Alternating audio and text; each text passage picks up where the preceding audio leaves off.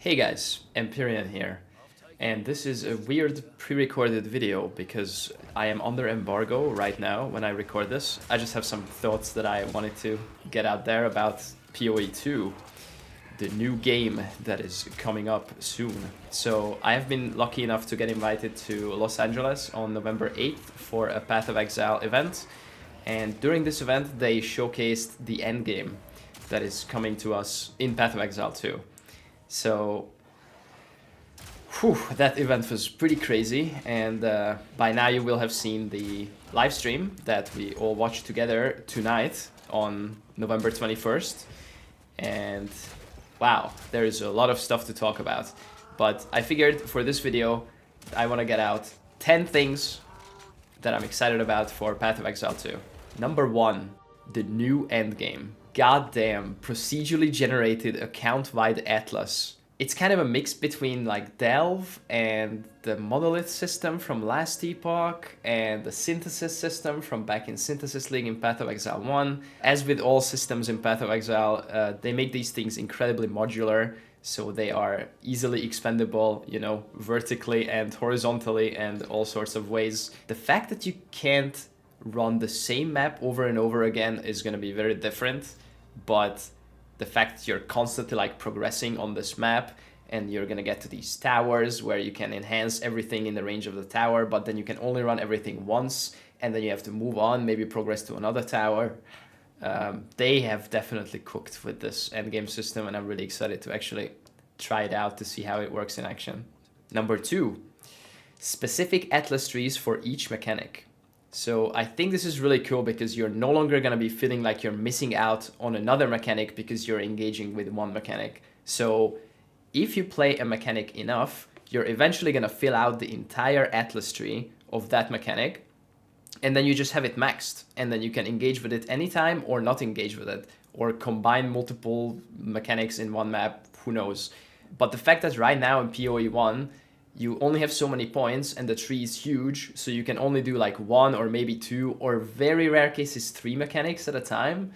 But whenever you're doing, you know, a Delhi strat, you're not doing, you know, Abyss, or whenever you're doing an ultimatum strat, you're not doing Bestiary or whatever. Like, because you have to spec in PoE 132 points, and then there is like another 500, 600, I don't even know how many points left that you can't spec.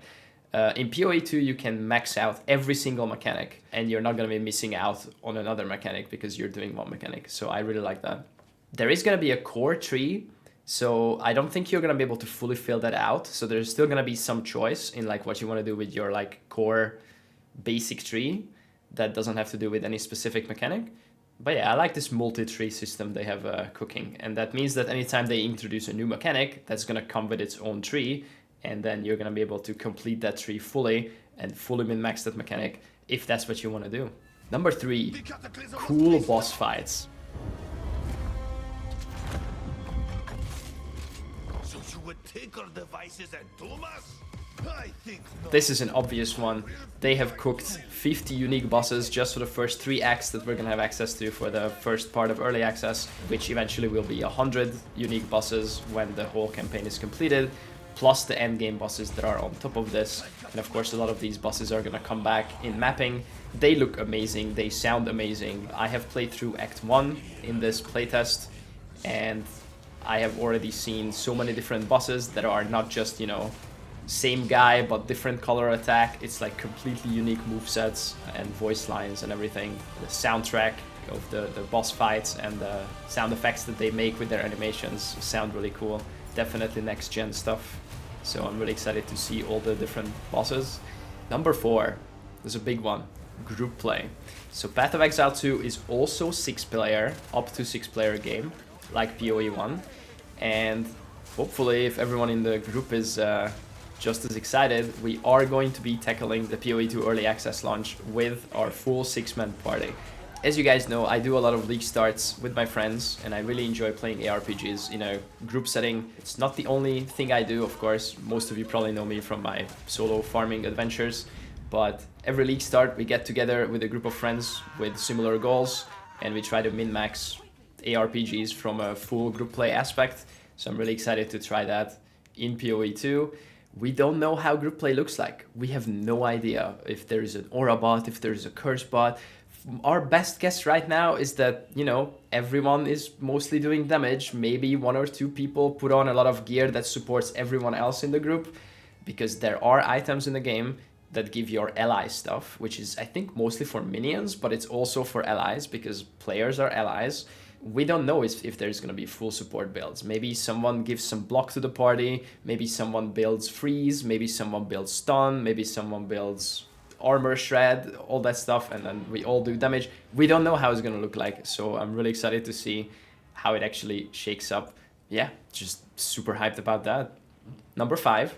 No more gem sockets in equipment. You know that feeling when you're going through the campaign and you find an upgrade in Act 3 or Act 4, and it's a huge upgrade to your build, but you can't put it on because that item is your current 3-link or your current 4-link, and you just can't put it on. You don't have any jeweler orbs, you can't fix it, you don't have chromes, the colors are bad, it's just scuffed. That's a terrible feeling to find an upgrade that is clearly a huge upgrade for your build, but you just can't put it on yet. That's never gonna happen in PoE2. So if you find an upgrade, it's an upgrade. You put it on the spot. You pick it up, you identify it, it's 20 more life, you put it on instantly. It's not gonna mess with your gems. Gems are completely separate from your gear, as opposed to Path of Exile 1. Number 6, interactable tooltips for every term in the game. You don't know what block does, you just open your character sheet, click the block thing, and the game explains exactly what block does. Can you block projectiles? Wait, what are projectiles? You click the projectiles and the game explains what projectiles are. You can click all sorts of things, every Path of Exile term that you may or may not know what it does or what it is in the game is explained in the game. You don't have to tab out, search for wikis, riddled with ads, all that stuff. Everything is explained in the game. I think this is gonna do wonders for a new player onboarding. So that's really cool. Number 7, WASD movement. So a lot of people thought that they didn't know if this would work. It doesn't know if it fits too many buttons to press. I actually knew this would work because I have done a sponsor stream for Pagan Online over 5 years ago, which was the first and I think still the only ARPG that I've played up until today, or up until this November 8th event in PoE2 with WASD movement. And it just works. As long as you don't have too many buttons, which if you had 5 flasks in PoE2, that would probably be too many, but they lowered the flask to 2, and then you're gonna have automatic utility flasks, which are now called charms in PoE2. Especially with ranged characters like the Mercenary, which is the one I tried, and I think the Ranger also. Some characters just work really well with the WASD movement. You can walk around, you can aim while walking backwards, you can still shoot backwards, kite forward and backwards. It takes some getting used to. Probably takes, like, you know, 10, 20, 30 minutes, maybe an hour, 2 hours for some people. But for some characters, it just works better than mouse-based movement, in my opinion. But, you know, try it out and see what you think. Number 8. This is a small one, but an important one, I think. A dedicated portal button. You are never gonna run out of portal scrolls again. You know the feeling in PoE1 when you're in a map and you just run out of portal scrolls and you can't get out and you have to log out and then log back in, and then you load in a town and then you go back to your hideout, and that's never gonna happen. You have a portal button. It has a cast time, so you can't just instantly get out of any danger. So it'll come with some downsides, but your presence in a zone is much more locked in. Boss fights you cannot portal out of, so once you enter a boss fight, that's it. Either you die or the boss dies. If you leave or log out or anything, you come back to the same place where you logged out, and if the boss was performing an attack, he will still be performing that attack. You can actually pause the game.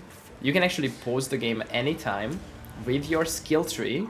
It pauses the game, and or your menu.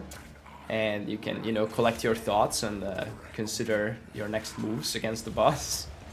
But in multiplayer, of course, you cannot pause the game. Mom, I can't pause an MMO. So we'll see how that works in group play. But yeah, no more running out of portal scrolls. Number 10, cinematics. So they finally added cinematics to Path of Exile. You know, lore is something that not a lot of people care about, and maybe the cinematics will make us give a damn about lore. The one cinematic that they showed at this event was the starting cinematic of the game, I think. And even just on a projector, watching it from a weird side angle, it looked awesome. It's not quite tippity top Blizzard tier cinematics, but it was really close.